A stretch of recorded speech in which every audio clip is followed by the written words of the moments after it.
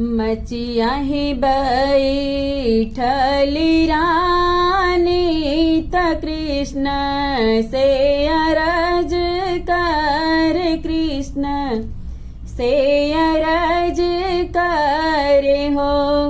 कृष्ण कहवा बितवला तनी देरी आत बेरी या ढरकी अइली हो।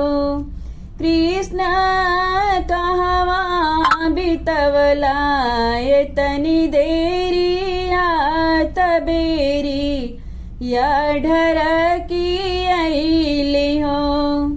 रहली मो बाबा के बगीचा तमाली फूलवरिया तमाली फूलवरिया न हो। रुक्मिणी रहले जसोदा फूलवरिया तबेरी या ढरकी अइली हो।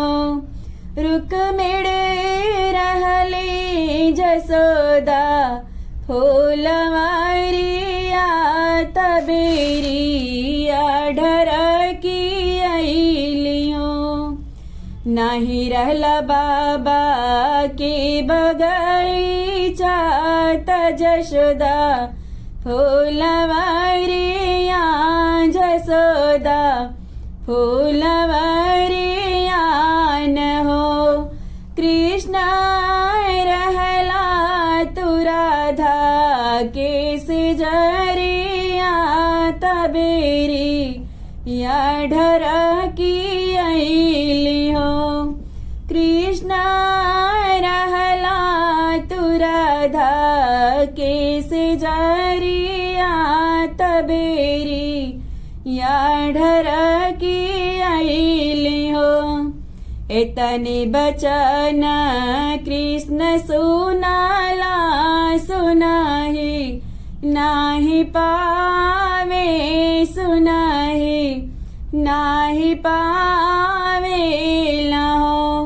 कृष्ण चली गई राधा के सिजरिया त राधा की जगावे लहो।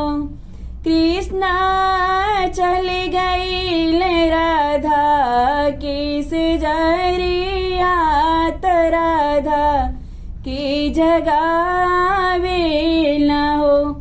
मोरी राधा उठ जाई तू हाय जे आज त तू है ले बेला सब हो। मोरी राधा उठ जाई तू हाँ हो जे आज त तू ही ले